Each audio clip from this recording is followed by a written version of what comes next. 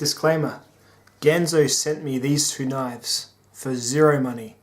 I purely just sent them an email saying, hey, where do I buy Ganzo knives in Australia? And they said, if you have a video YouTube channel, we'll send you them for free to review. So I said, okay, here's my address, and about a week later, through Chinese Express Post, these two knives showed up.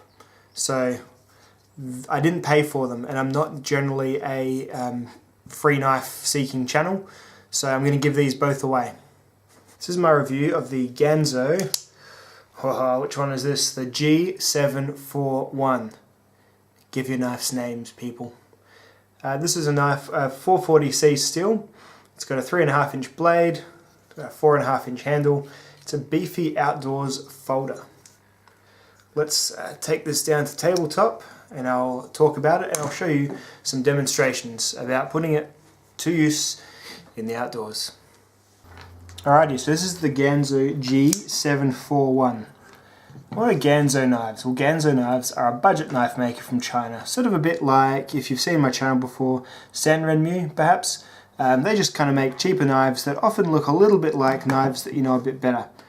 So this one here I didn't mind as much because it's got its own design really. Apart from a couple of things, it's kind of, you know, I guess you can look at anything and see where its inspirations come from. So I would suggest this handle is a cross between the Rat 1 and the Line Steel SR2 handle.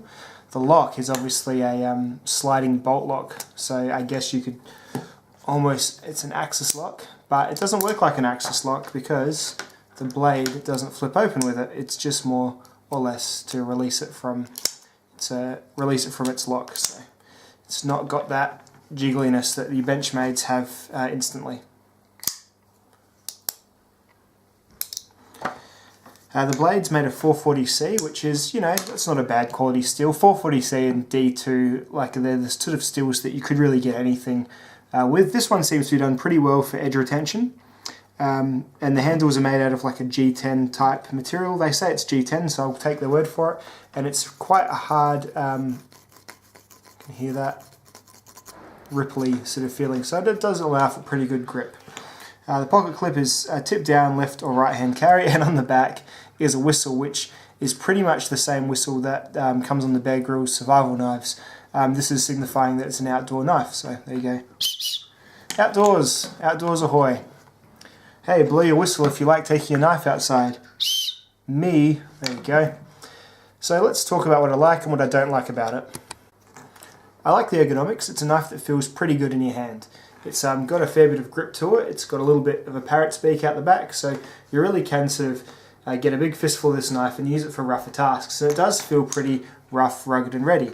It's got a pretty thick blade stock there, and it's got the double thumb studs, which are easy enough to find. The lock isn't flying around all over the place, and it's a you know, pretty well done shape and size really for a knife that's really going to be in the family of the Rat 2 and the Rat 1 and those sorts of larger outdoor, somewhat disposable, cheaper knives. I put this knife through a series of tests to test the steel's edge holding ability and just the general toughness of the knife. I cut paper to start with just to test the initial factory edge. The initial factory edge was really, really good. I had a couple of little hang-up spots, but overall it really sliced through the paper pretty keenly. So that was, you know, I was pretty happy with that. I was concerned that these would come dull, as often cheaper knives do. So it's certainly not dull, not the most bleedingly sharp factory edge you've ever had, but certainly not dull.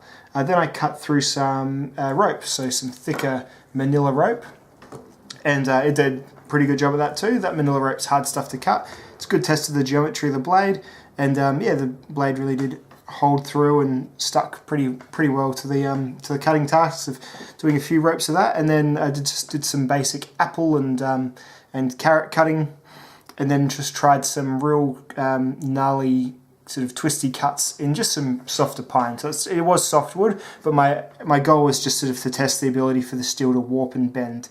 And I'm pleased to report that the edge didn't warp or bend, despite me really digging into the wood and twisting it out and that sort of stuff. So they market this as an outdoor woodworking knife. So, you know, it's on their site they say it's for tourists and outdoorsmen. So that's just a Chineseism, I think. But you know, it did okay on that. However, I did a couple of little tip tests.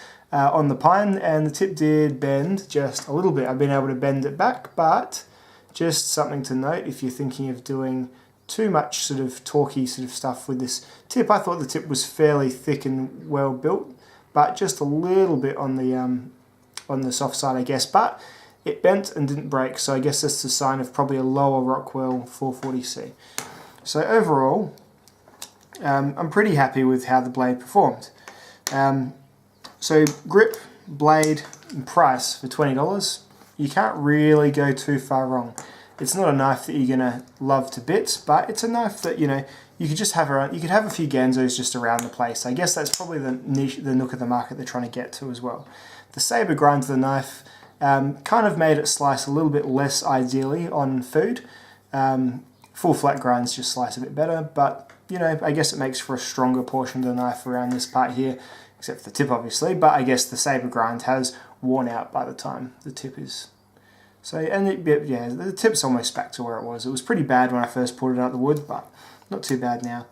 The clip carries not too badly in the pockets. You get a fair bit of knife sticking out. You get sort of this nooky elbow bit sticking out. So the orange is going to show up a little bit in your pocket as well. Let's talk about what I don't like about the knife. Not the biggest fan of the axis lock without the axis feature of, you know, being able to flick the knife open. If you pull a knife back, it sort of does dislodge the blade a bit, but it's just a bit stiff, and I'm sure you can loosen it and all that sort of thing, but it's just not done as well as Benchmade does it, which is at a surprise. It's a $20 knife. But yeah, I would have just settled for a liner lock or something like that. I think axis lock it's not a particularly strong locking mechanism, so I think they just kind of put it in there because maybe they've got the maybe the royalties expired, and I think they're just keen to use it. I think if something was like that, I think Benchmade's proprietary of the lock was expiring this year, so that must be it. Not super fond of how much the blade sticks out of my pocket, and I'm not super fond of this whistle. I think I've left it on for testing because that's how they sent it, but I would be doing this pretty quickly if I was the owner of the knife. It's just not, you just don't need a whistle hanging off your folding knife. You're going to have a fixed blade knife in the woods that'll be your main survivor. This is going to be like your, probably just your hard use sort of shed knife really, or something similar to that. So I'd be getting rid of the whistle pretty quick. It just flops around when you're using it. It's not ideal. Overall, for $20, it's a pretty good knife. It's about as good as you can get from Sandra and Mew, or from even the Spyderco Bird line of knives. Really, really good for 20 American dollars. It costs you about 30 Australian dollars, I guess, once they can get an Australian dealer, that is. So you get something with G10, reasonable 440C steel, did bend a little bit in my case, but didn't break, didn't chip out, held its edge pretty well. So you can't really complain when you're talking about your Ganzo G741. Also not too keen on the colour scheme of this one, but it's the one I got, and I'm certainly not going to be picky when people are sending me free things. So yeah, there we go.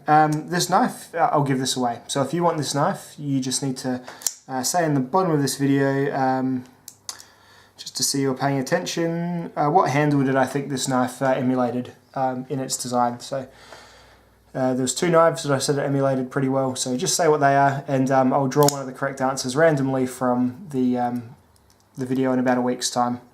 So there you go, and I'll just announce that in a separate giveaway video. Probably a Ganzo knives giveaway video, or whatever it will be, because I've got two Ganzo knives to review. Thanks for watching, dudes. I'll see you in the next video.